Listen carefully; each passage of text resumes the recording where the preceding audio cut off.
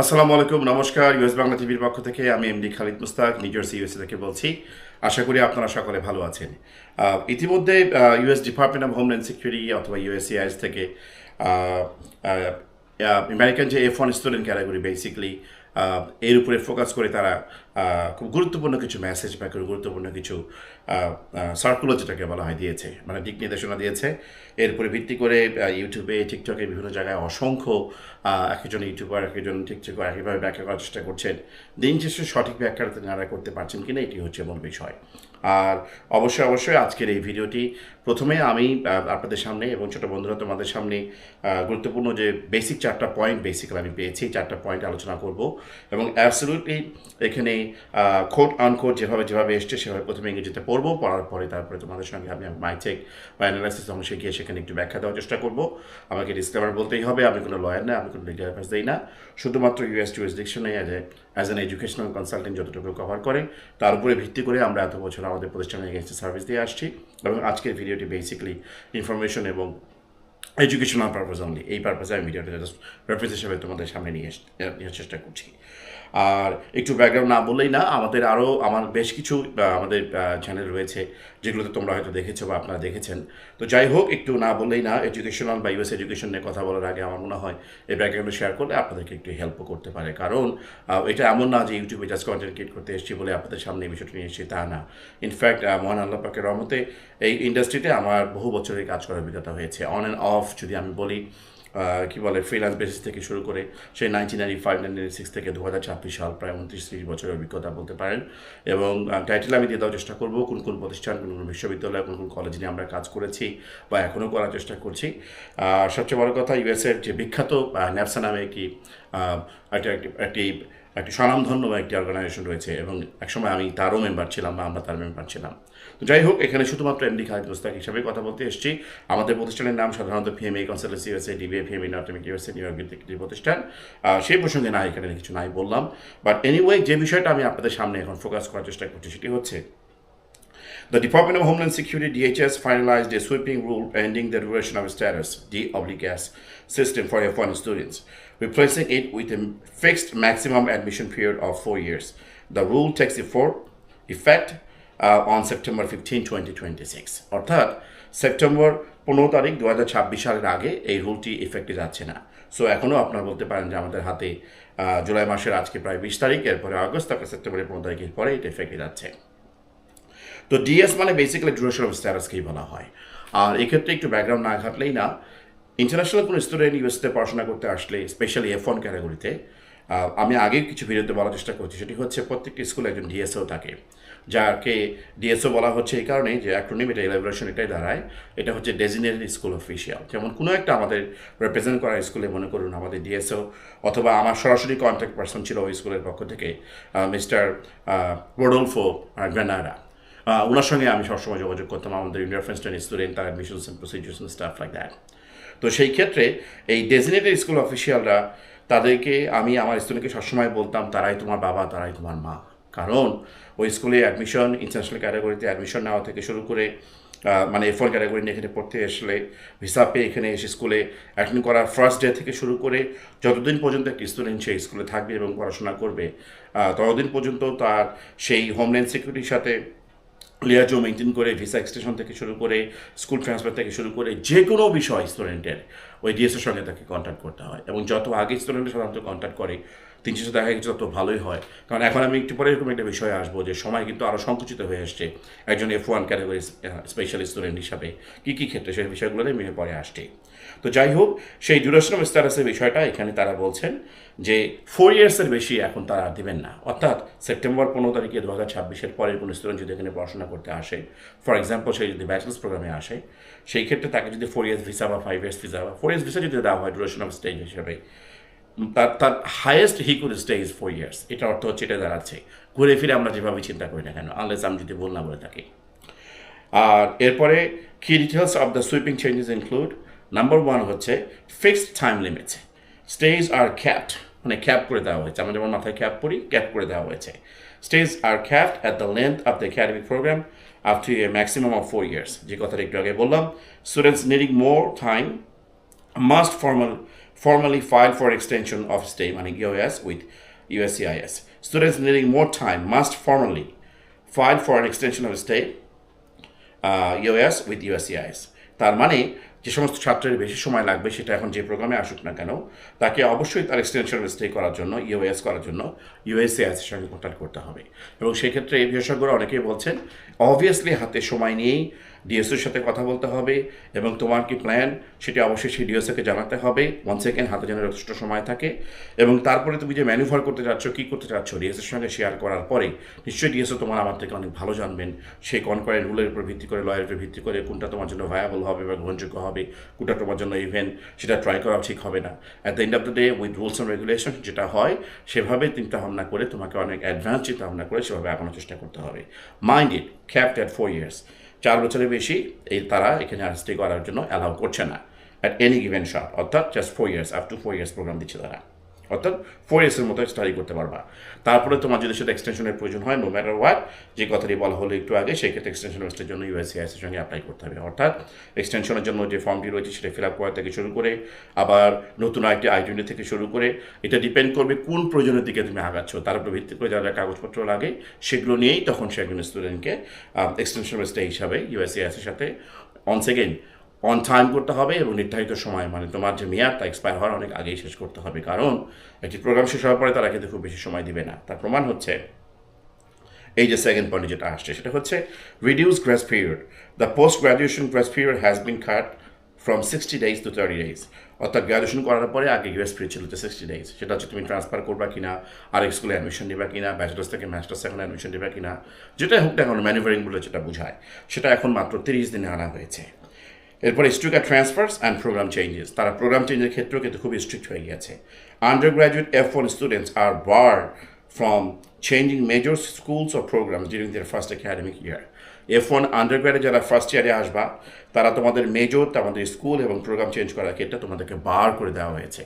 তোমরা এটা পারবা না মানে ফার্স্ট 1 year তুমি যে প্রোগ্রামে এসছো ওইটা নিয়েই তোমাকে থাকতে হবে যে স্কুলে এসছো আমি যদি ভুল না বলি সেই স্কুলেই তোমাকে প্রিফারেবলি তারা থাকার কথা বলছে অথবা অ্যাটলিস্ট তুমি মন চাইলে মেজর স্কুল অথবা প্রোগ্রাম চেঞ্জ করতে পারবা না ফার্স্ট 1 year তারপরে graduate students face strict bans graduate student যারা তারাও কিন্তু এখন স্ট্রিক্টলি ব্যান্স ফেস করছে on changing programs all together মানে মাস্টার্সে ফার্স্ট সেমিস্টার করার পরে আমি আবার এই মেজর চেঞ্জ করে আরেক মেজরে যাবো থিংস লাইক দোজ সেই ক্ষেত্রেও কিন্তু অনেক বিধিনিষেধ এখানে দেওয়া হয়েছে travel risk current students admitted for duration of status who travel abroad may return under a fixed admission period which could reset their I-94 clock upon re-entry I-94 একটি গুরুত্বপূর্ণ বিষয় একটি স্টুডেন্ট যখন এখানে F1 ক্যাটাগরি নিয়ে আসে তখন এয়ারপোর্টে তাকে I-94টা আগে আসলে ম্যানুয়ালি দেওয়া হতো লেখা থাকতো I-94 একটা কাগজ এখন সেটা ঠিক ম্যানুয়ালি স্টুডেন্টের হাতে দেয় কিনা এই মুহূর্তে আমার যেটা মনে হয় খুব সময় তার ডিজিটাল ভার্সন অর্থাৎ অনলাইন থেকে ডাউনলোড করে নিতে হয় অথবা আমি যদি ভুল না বলি হয়তো বা এয়ারপোর্টে কিছু একটা দেওয়া হয় বাট I-94 একটা ইস্যু হয়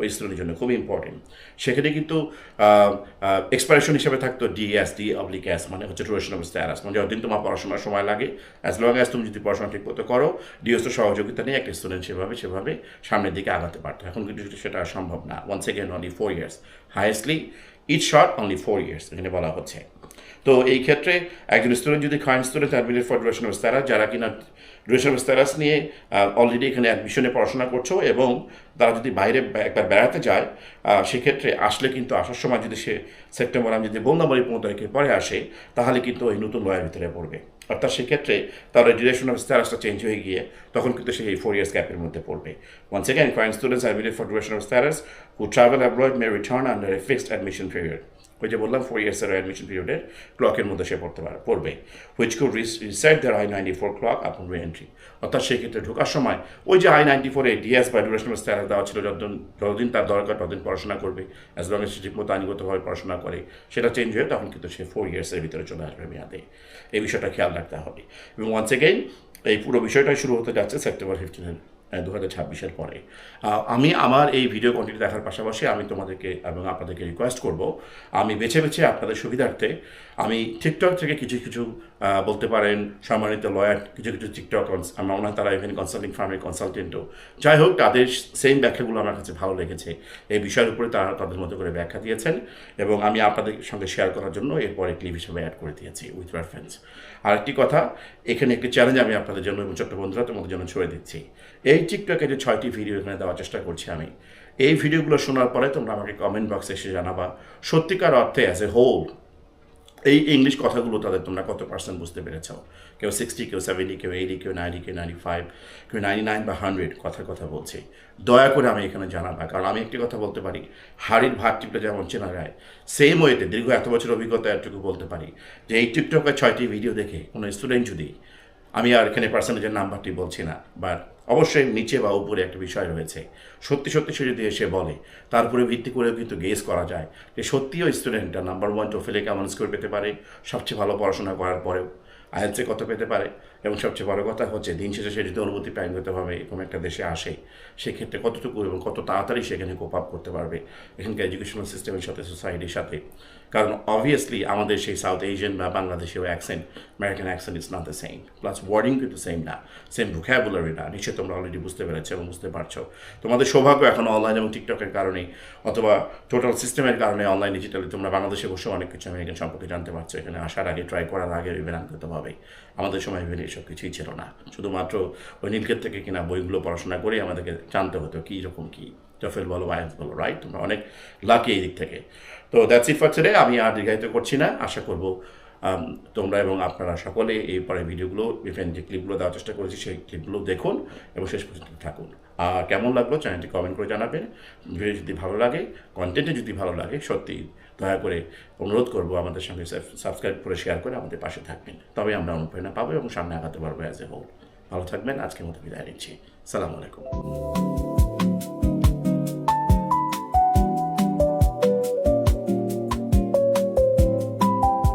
Major changes for international students. Starting September 16th, 2026, there are 2 major changes for international students. The first one is that the grace period for when a student status is completed is going to reduce from 60 days to 30 days. So once your status ends, or if you're about to fall out of status, you now have only 30 days to either change into another status or depart the United States. The second big major change has to do with the period of stay on the student status. Student status has always been duration of status. So as long as you are going to school, your status remains in effect. This is going to change where you're going to have a 4-year limitation. This is going to stop people who are going to be in school for an extended period of time without actually checking in with USCIS. So when you're limited to only 4 years, if you need to go beyond that, then you have to file another extension rather than just get a new I-20, which is what would happen traditionally. You would just get an updated I-20 and remain in that duration of status. Now limiting it to 4 years requires you to apply again in front of USCIS in order to get that benefit, that student status extended. You're an international student. Your legal stay may soon have an expiration date. That has nothing to do with when you graduate. Right now, most students, F1s, J1 exchange visitors, and even foreign journalists in I status are admitted for duration of status. They can remain while the program continues as long as they follow the rules. Now, DHS is preparing to replace that with a fixed date. The final rule cleared White House review, according to the news, on June 17th, but it has not been published yet. So as of this moment, nothing changes. The version, at least, that you read about in the news is going to cap most F and J admissions at their program length or for 4 years, whichever is shorter. English language students will only get 2 years. Foreign journalists, only 240 days. It also is going to cut the F1 departure period from 60 days to 30 days. No more 60-day grace period, just 30. Students needing more time, including PhD candidates, people seeking STEM OPT, they're going to have to file extensions directly with USCIS. That means more fees for the students, more money for the government, delays, and a new risk of falling out of status. The expiration date on your visa is now not what controls how long you can remain in the United States. Your I-94 controls your stay, and the Department of Homeland Security has just completely changed the entire system. So you got to listen. Beginning September 15th, F1 students, J1 exchange visitors, and I-foreign media representatives will no longer be admitted for duration of status. F and J non-immigrants will receive a fixed I-94 date based on the program length, but generally no longer than 4 years. If your program requires more time, you're going to have to file an extension with immigration before your I-94 expires. That normally means an I-539, a new I-20, a new DS 2019, proof of financial support, a filing fee, possibly biometrics. A school extending your I-20 will no longer extend your immigration status by itself. Did you hear that? So if your I-94 expires without a timely filing, unlawful presence is going to start to begin automatically. So if immigration denies your extension after the I-94 has expired, you also are going to have to leave immediately. The F1 grace period is now no longer 60 days. Big news for international students, those in the United States in F1 or J1 visa status. Yesterday, DHS published a final rule that affects F1s and J1s, and it's going to fundamentally change how long they can stay in the United States. For almost 50 years, most F1 students have been allowed to stay in the United States for as long as their studies continue. That is their duration of status. The new rule will go into effect in September, and it will give people a specific amount of time, probably 4 years for a bachelor's degree and 2 years for a master's degree.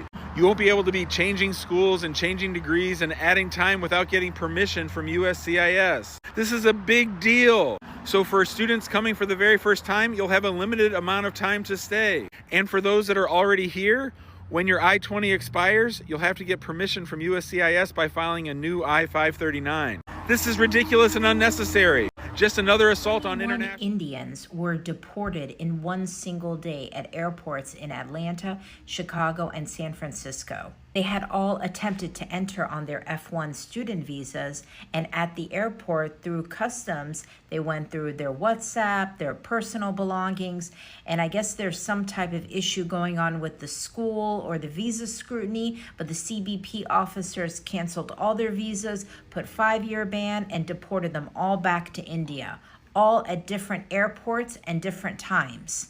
What happened here? Why were they issued all student visas at the embassies, but then they came to the US and at the airports they were canceled visas and deported back? It's important to know that these things happen. Just because you have a visa doesn't mean you're bulletproof. You still have to go through another layer of inspection at the airport, and CBP has a lot of power and they have a lot of leeway, and if they want to cancel your visa and send you back, they have the authority.